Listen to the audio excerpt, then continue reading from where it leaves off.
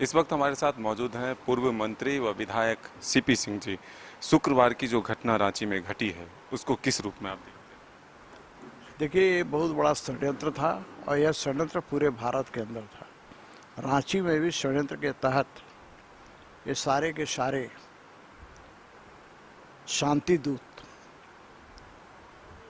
सड़कों पर हजारों की संख्या में निकले और इन्होंने तोड़फोड़ की, मंदिरों पर हमले किए, गाड़ियों में आग लगाया, ठेला खोमचा को तोड़ने का काम किया। काली मंदिर के बाद जितने भी प्रसाद बेचने वाले हैं उनके ठेलों को तहस नहस कर दिया, प्रसाद फेंक दिया। हिंदपीढ़ी में पेट्रोल बम 2 मंदिरों पर फेंकने का काम किया। तो ये सब घटनाएं हुई और पुलिस इन्हें नहीं संभाल पाई। यदि पुलिस सतर्क रहती, जबकि पुलिस को जानना चाहिए कि ये सारे के सारे उन्मादी बवाली, ये पत्थरबाज, ये हमेशा इस तरह के वारदात करने में विश्वास करते हैं। तो ऐसी स्थिति में इन्हें इसे हल्के में नहीं लेना चाहिए था। पहले से आपको रैफ के जवान से लेकर सीआरपीएफ से लेकर अर्धसैनिक बलों की तैनाती करनी चाहिए थी, ताकि वहीं जहां से ये शुरुआत की वहीं पर ये रुक जाते तो इतना बड़ा बवाल नहीं मचता और हमारे एसएसपी और सिटी एसपी और हमारे थानेदारों को पीटना नहीं पड़ता। तो कहीं ना कहीं मैं कहता हूं कि राज्य सरकार का संरक्षण इन मवालियों को था, इन पत्थरबाजों को था। लेकिन आरोप अब बीजेपी पर लग रहा है कि धर्म के नाम पर जो है इस तरह के माहौल खराब करने का सारा जिम्मेदारी जो है बीजेपी का है, कांग्रेस का सीधा। अच्छा, एक बात बताइए मेरे को, उन कांग्रेसियों से पूछना चाहिए कि क्या आरएसएस और भाजपा के लोग उस भीड़ में थे क्या? अरे सारे के सारे तो चेहरे पहचान में आ रहे हैं ना, गिरफ्तार क्यों नहीं करते हो? अरे दम है तो गिरफ्तार करके दिखाओ ना। यदि आरएसएस भाजपा के लोग होंगे तो वो भी गिरफ्तार हो जाएंगे ना। हम तो मांग कर रहे हैं गिरफ्तार करो, आप गिरफ्तार नहीं कर रहे हो। आप एसआईटी का झुंझुना लोगों के आंखों में धूल झोंकने के लिए दिए हो। एसआईटी जांच करती रहेगी। अभी तो जो लोग सामने हैं, हाथ में पत्थर लिए हुए हैं, जो मंदिरों में तोड़ फोड़ कर रहे हैं, सारे के सारे तो मीडिया में आ गए हैं, सीसीटीवी कैमरा में आ गए। वैसे लोगों को तो गिरफ्तार करो, वैसे लोगों को तो आप गिरफ्तार नहीं कर पा रहे हो। ये कैसी आपकी बहादुरी है भाई? इसलिए मैं कहता हूं कि राज्य सरकार का निहित स्वार्थ यही है, वोट का।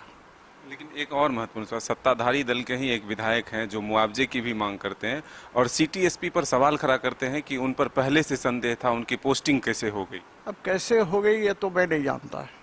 वो सवाल खड़ा कर रहे हैं, इस पर भी मैं कुछ नहीं कहूँगा। वो मांग कर रहे हैं तो मैं यही कहूँगा कि भाई वो तो बहुत कम मांग किया है।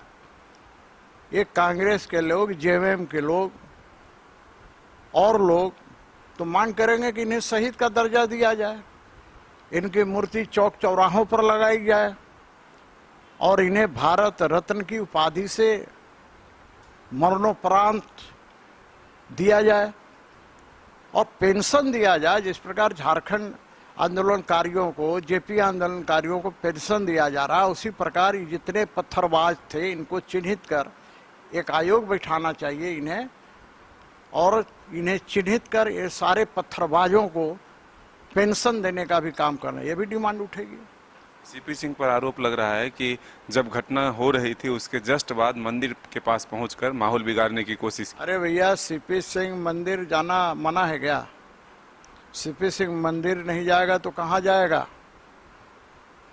मैंने वहां जाकर क्या किया?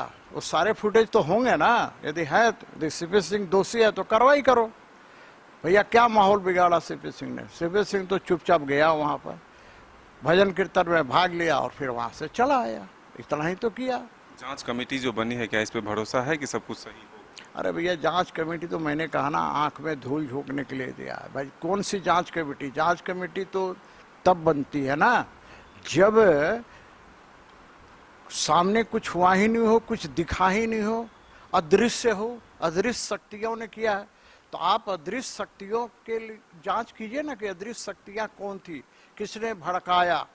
लेकिन जो लोग हाथों में हरवे हथियार लेकर बाहर निकले, उन्माद पैदा किया, पत्थरों से निशाना बनाया, मंदिरों को बनाया, दुकानों में तोड़फोड़ किया, सड़कों पर गाड़ियों में तोड़फोड़ की, हमारे बिहार के मंत्री नितिन नवीन की गाड़ियों पर हमला किया। वैसे लोग तो साफ दिख रहे हैं ना तोड़फोड़ करने वाले, आप उनको गिरफ्तार क्यों नहीं करते हो? अरे मैं तो मांग करता हूं कि वैसे लोगों को गिरफ्तार करो और वैसे लोगों की संपत्तियां को कुर्क करो, वैसे लोगों की संपत्तियों पर यूपी के तर्ज पर बुलडोजर चलाने का काम करो। तो ये थे सीपी सिंह जी, जिनका साफ तौर पर कहना है कि इस पूरी घटना का जो जिम्मेदार है वो प्रशासन है, क्योंकि प्रशासनिक चूक की वजह से ही यह घटना घटी। अगर पहले से सुरक्षा के पुख्ता इंतजाम होते तो इस तरह की घटना जो है वो सामने नहीं आता। हमारे सहयोगी संजय के साथ मदन सिंह, न्यूज़ 22 रांची।